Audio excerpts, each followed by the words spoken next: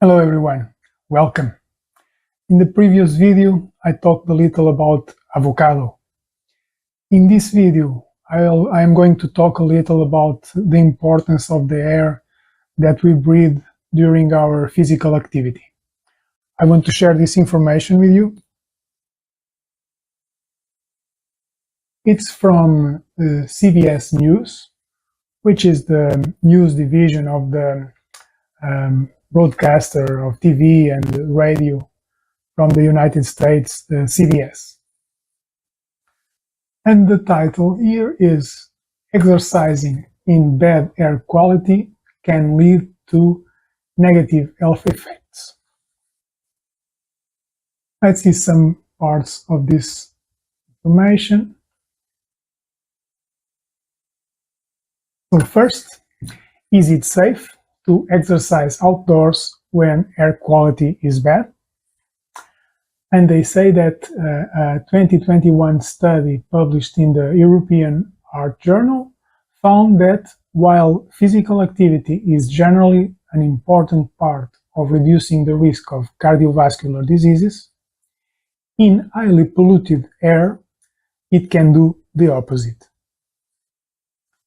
The study, which looked at young adults exposed to particulate matter, found that those exposed to high levels of some particulates were at an increased risk of cardiovascular diseases. The study did note that higher intensity exercises contributed to how much risk was posed.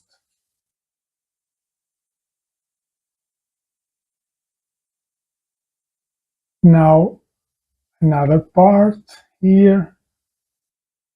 Is it safe to exercise indoors when air quality is bad?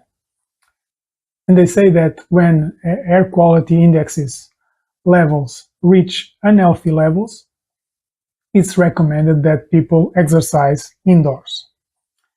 Typically, it's safe to exercise indoors during high pollution conditions, but that also depends on the venue in which you would be exercising. If windows and doors are constantly open, for example, there is a higher likelihood of the particulate matter getting indoors, naturally. The Centers for Disease Control and Prevention suggests making the planned physical activity less intense and shorten the duration of the workout as well.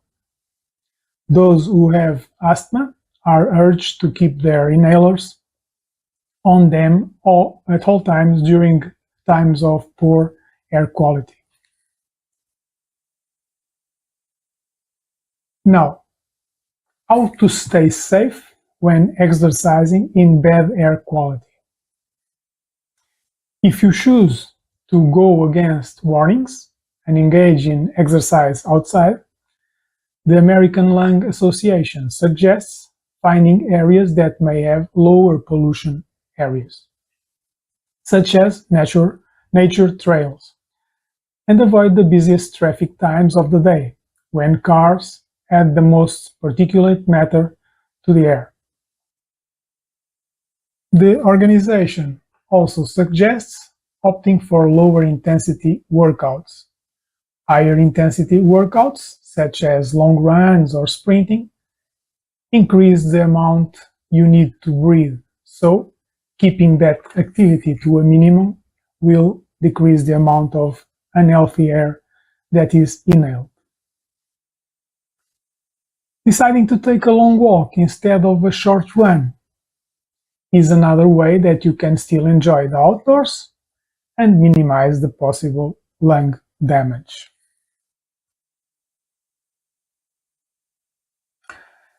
Recently, here in the area where I live, there have been a few forest fires, and the air has been almost unbreathable during 3 days. In one of those days, I had no physical activity. In another, I had a training session that you will see a few images next. In the other day, I had a tennis training session outside, but we reduced the time for about 1 hour and 30 minutes instead of 2 hours, and we reduced the intensity. Moreover, in this day, the air, it was the last day, so the air was already a little better.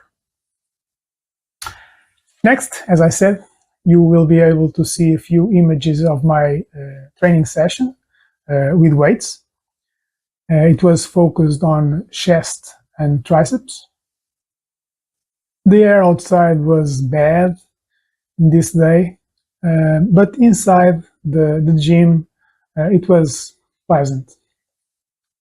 I also ran for about 10 minutes in the treadmill, and I felt okay. In the next video, I will talk a little about overtraining.